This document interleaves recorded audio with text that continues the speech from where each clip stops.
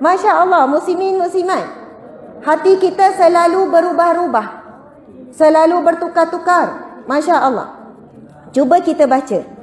Niat menjadi penentu hijrah kita. Okey, baca ya. Pada muka surat yang warna purple tu, masing-masing tengok. Niat merupakan salah satu perbahasan yang sangat penting di dalam Islam. Bahkan konsep niat ini diatur dengan teliti oleh syariat untuk diamalkan oleh orang yang beriman. Apakah peranan niat di dalam suatu amalan? Okey, kita perhatikan lagi. Ibarat sebuah bangunan, niat menjadi asas yang menentukan niat, nilai dan kekuatan sesuatu amalan. Muslimin muslimat, cuba kita perhatikan, kenapa setiap kali kita solat mesti kena niat. Walaupun kita solat 4 rakaat, kita baca setiap rakaat itu, rakaat pertama baca Yasin sampai habis, rakaat kedua baca Al-Baqarah sampai habis, contoh ya. Punya panjang kita baca.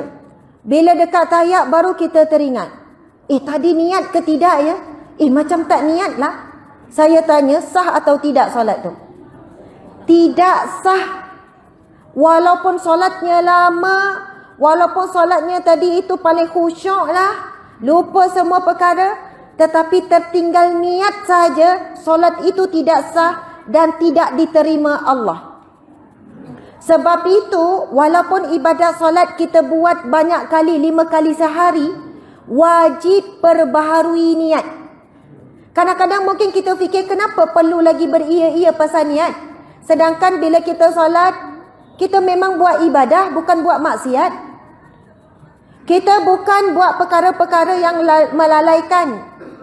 Kita terus saja buat ibadah. Kenapa berat sangat tentang niat sehingga menjadikan solat kita sah atau tidak?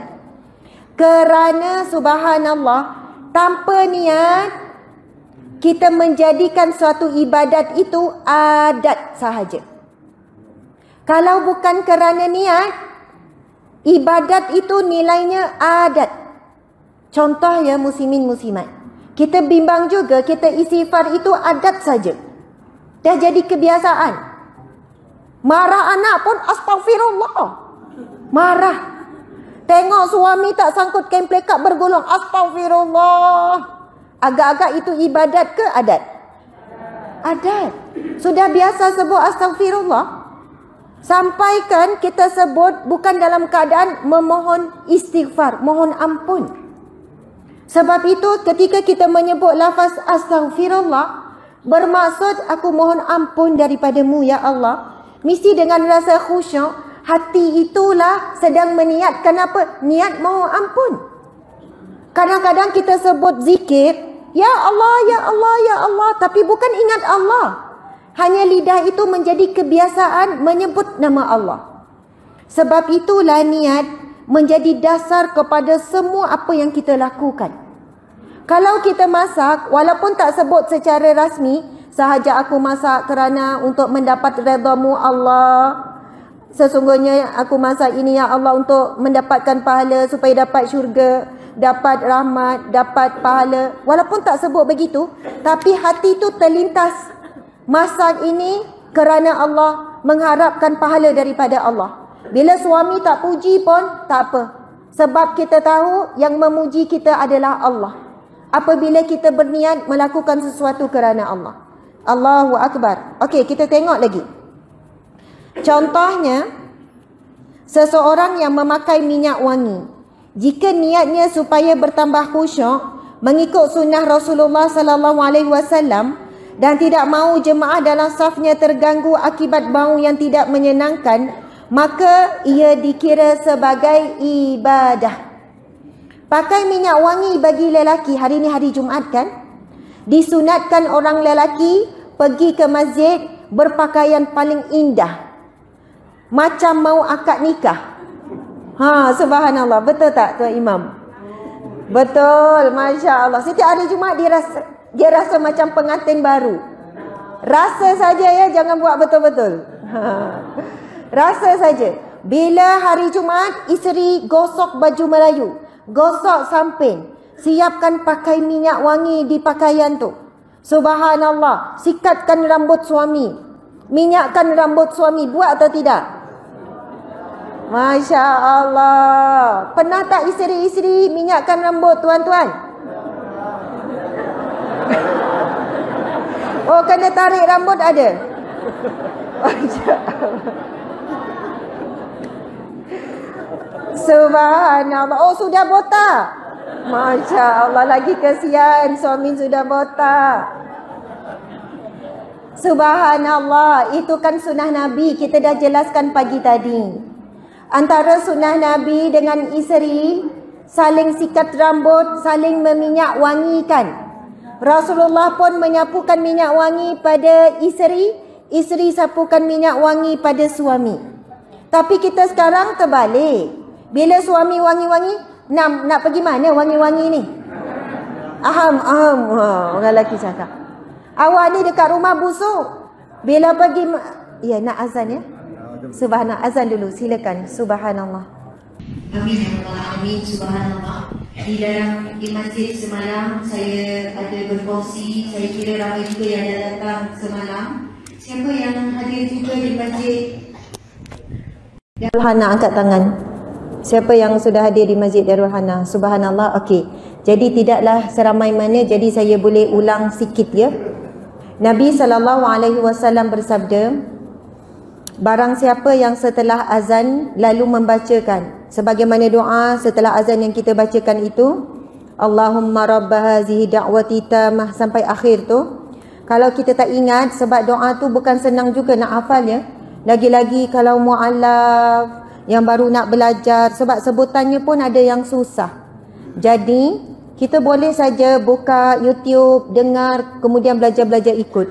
Ataupun baca dalam bahasa Melayu tu, kemudian kita cuba. Sebab ganjarannya sangat besar. Nabi SAW bersabda, ia merupakan hadis yang sahih dan satu-satunya antara yang menjelaskan secara jelas siapa yang nak dapat syafaat Nabi, inilah amalannya. Iaitu Nabi bersabda, barang siapa setelah azan lalu membacakan doa setelah azan, maka wajib baginya syafaatku di mahsyar kelak. Allahu Akbar. Maksudnya jaminan untuk dapat syafaat Nabi, beramallah dengan doa selepas azan. Berkenaan dengan hadis yang lain, berkenaan dengan selawat, Nabi SAW bersabda, man salla alayya salatan wahidatan sallallahu alaihi asyara salawat. Barang siapa yang berselawat kepadaku satu kali, Allah akan berselawat kepadanya 10 kali. Membawa maksud Allah memberikan rahmat. Ia bukan berkaitan dengan syafaat. Hadis yang lain, Nabi SAW bersabda, orang yang paling dekat denganku di mahsyar kelak adalah orang yang paling banyak berselawat kepadaku. Namun hadis berkenaan dengan syafaat, iaitu hadis yang kita bacakan tadi. Siapa yang setelah azan lalu membaca doa azan, maka wajib baginya. Soalannya Nabi memberi jaminan akan mendapat syafaatku, iaitu pertolongan Nabi Muhammad SAW di mahsyar kelak. Jadi kita kena hijrahkan diri kita. Selepas ini, kalau sebelum ini kita kurang beramal, tidak bersungguh-sungguh, cuba hafal, cuba baca, maka selepas ini kita kena berusaha dengan sedaya upaya untuk belajar sampai peringkat ingat bacaan selepas azan. Kita tahu suasana pada mahsyar. Ada dalam satu riwayat hadis yang panjang menggambarkan pada mahsyar. Seluruh manusia mencari-cari Nabi masing-masing. Umat Nabi Adam, umat Nabi Saleh, umat Nabi Lut, umat Nabi Musa, umat Nabi Isa, umat Nabi Ibrahim. Semua Nabi surrender. Sebut apa? Nafsi, nafsi, biadi. Nafsi, nafsi, biadi. Diriku, diriku pada tangannya.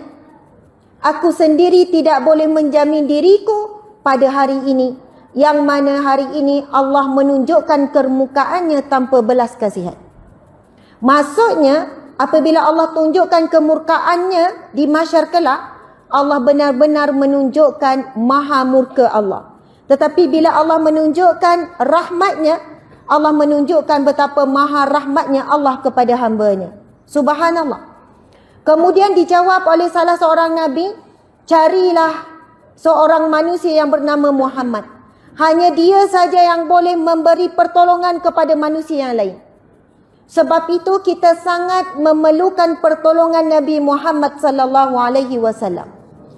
Jadi Rasulullah sallallahu alaihi wasallam telah meninggalkan kepada kita amalan kepada siapa yang inginkan pertolongan Nabi, iaitu beristiqamahlah membaca doa selepas azan.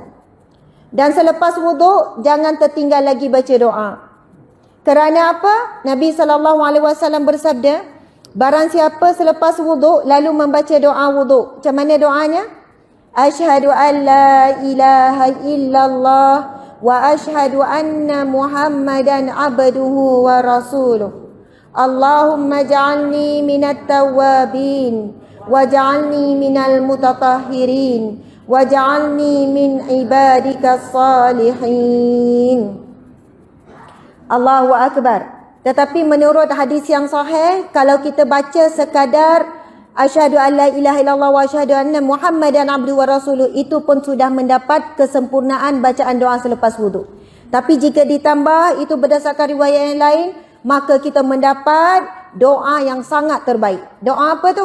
Allahumma ja'alni mina tawabin. Ya Allah, golongkanlah aku di kalangan orang yang sentiasa bertaubat. Wa ja'alni minal mutatahhirin. Golongkanlah aku di kalangan orang yang menyucikan diri. Suci zahir, suci hati, suci fikiran, suci batin. Wa ja'alni min ibadikas salihin. Dan golongkanlah aku di kalangan hamba-Nya yang saleh. Kalau kita tergolong di kalangan hamba-Nya yang saleh, maka kita pasti akan masuk syurga. Sebab apa muslimin muslimat? Dekat dunia banyak kumpulan kan? Ini grup mana? Oh, ini ahli tapwe. Okey. Ini grup mana? Oh, ini kami MW. Ini KW. Kita kan banyak daftar jadi member itu, member ini. Di masyar kelak ada member-member juga. Di kalangan orang saleh akan berkumpul kelompok orang-orang yang saleh. Ahli maksiat berada di satu kumpulan. Orang-orang yang wajah bercahaya 7 golongan di padang mahsyar dibangkitkan. Kita tidak tahu kita berada di kalangan yang mana. InsyaAllah sebelah kanan. Minal yamin, insyaAllah kita berada di kalangan golongan yang kanan. Tetapi mesti ada usaha. Kenapa doa selepas wuduk Nabi menyebut apa? Barang siapa setelah wuduk lalu dia membaca doa selepas wuduk yang kita bacakan tadi, akan dibuka baginya 8 pintu syurga.